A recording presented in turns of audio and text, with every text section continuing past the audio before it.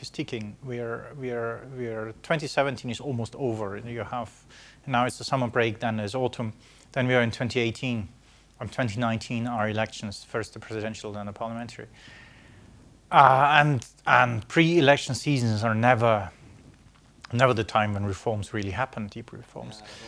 So yes, everybody is campaigning. Everybody is sort of the nasty games of sort of people / political ideas and fearmonger for tactical reasons, not because they believe that the reforms are bullshit, but because they want to portray the political enemy or the political opponent or the political competitor as somebody who isn't trustful, etc.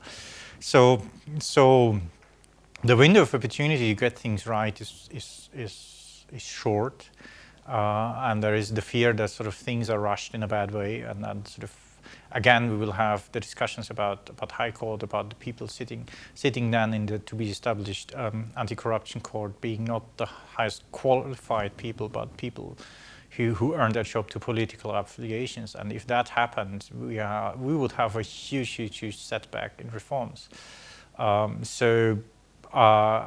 hope that here the reformist forces will prevail, and that, I mean, you heard the U.S. ambassador. I'm glad that the U.S. took up these positions, and the EU positions are similar. I sometimes wish the level of people would be higher. So it's not just that you hear that from ambassadors, but that basically you would hear the same thing from commission heads, from Tusk or from Mogherini, that you would hear the same thing from the Chancellor and the new French President, and that the foreign ministers at time would stop talking about Minsk and also reinforcing that message. Yes, but still, I mean, sort of it's out there. So Ukraine has now the chance to completely and irreversibly depart from this kind of oligarchic, kleptocratic, dysfunctional, arbitrary state towards and start the path and then irreversibly start the path of reform towards rule-based society and rule of law. Let's imagine this is happening as it happens now, and in that base, whatever base we have. So integration, European integration, let's say. Now, as we know, after visa-free regime and DCFTA and everything, and the agreement being signed, but then there's a time to implement it, which is a very harsh time, actually. This is not an easy job to do, if I'm not mistaken, and that needs to be addressed, communicated from our government to our citizens as well. But then it's interesting how the narrative, and that's something interesting that we've discussed before, how the narrative should change, the narrative that Ukraine has to offer to Europeans. How should it change? You're coming from Germany, and you're probably aware of what is the narrative about Ukraine in Germany and from Ukraine to Germany over there. So I'm looking for any possible trends and answers from you. Well, sort of the narrative here has to change both ways. From sort of the Ukrainians translating into the German political sphere, we had a lot of negative examples where actually sort of internal squabbles, vested interest, trying to put up communications in Berlin. You had sort of the most notable place where sort of the smear campaign against Kontoreva, and sort of you had people, Ukrainian members of the Rada, who showed up in Berlin talking to members of parliament, completely telling the narrative of Ukraine as a failed state, that everything is corrupt, and that now sort of poor taxpayers are. Great job for Kremlin. Yeah, it was. You know, the Kremlin couldn't have made that better. And that is eroding the confidence, because you hear that from the Kremlin all the time, but fortunately that source is not taken seriously. But if you hear it from Ukrainians, that is taken more seriously than it is. So there is, of course, the necessity to make people in Western Europe aware of the shortfalls of the vested interests that are taking place, but sort of there is. Sort of this should come from the right corner and should be nuanced. Sometimes sort of you have to strike a balance, and that is even also difficult for us, sort of how to portray the opportunities, the progress and the achievements vis-a-vis vis-a-vis the shortfalls, the pitfalls, the obstacles. Because if you balance it only on the achievement side, people will think you're a propagandist. If you only focus on the obstacles, you reinforce negative propaganda. And you have to balance this, and you have to be open and frank. And the more open, frank, and honest you are, the more you will be taken seriously.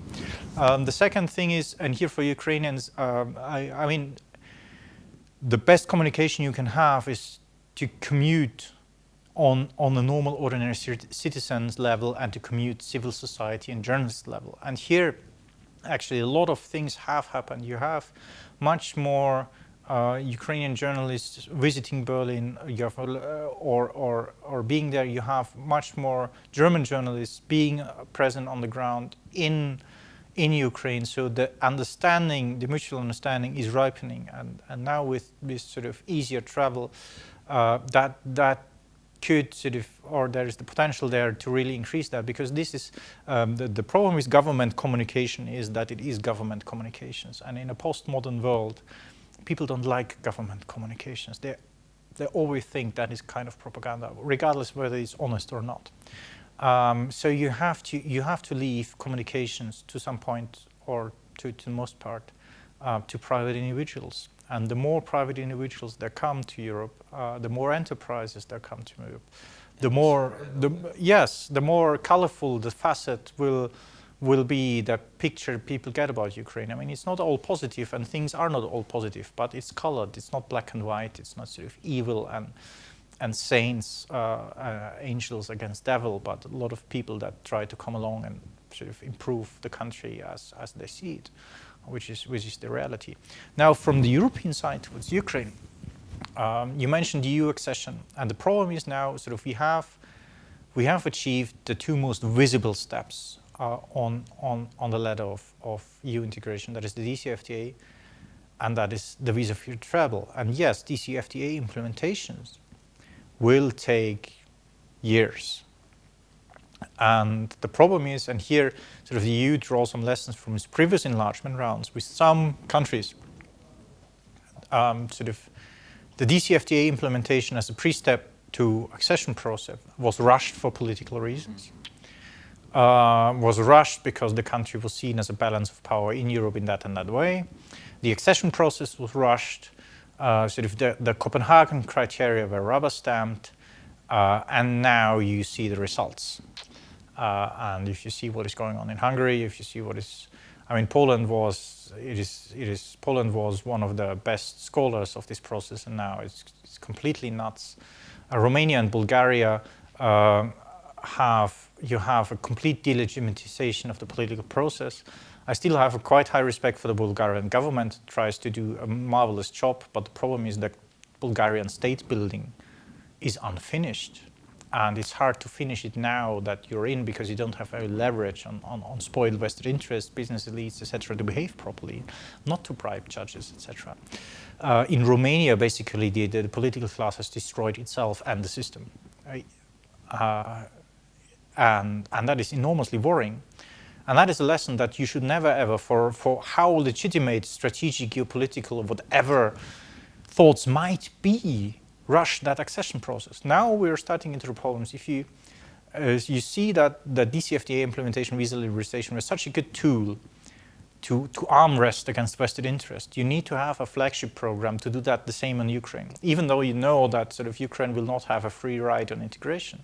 And you should tell them that they will not have a free ride on integration. And here the EU is enormously clumsy and slow, and it's getting, we have not a summit.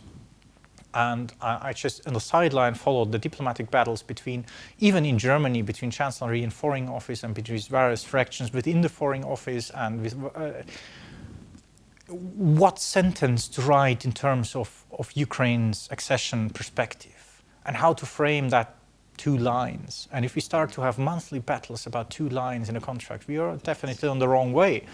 And that's a tragedy. So here the EU needs to invent steps in between that make it sort of, that don't put up sort of these signals to the EU's domestic audience that there's sort of, it's a highway to accession that's going to be fast and quick. On the other hand, to have a tangible progress reporting thing, because the communication of DCFTA implementation is important, but it's not the thing you can put into the radar to show to members of parliament, to show to businessmen, to show to skeptical journalists some technical report and, you know, about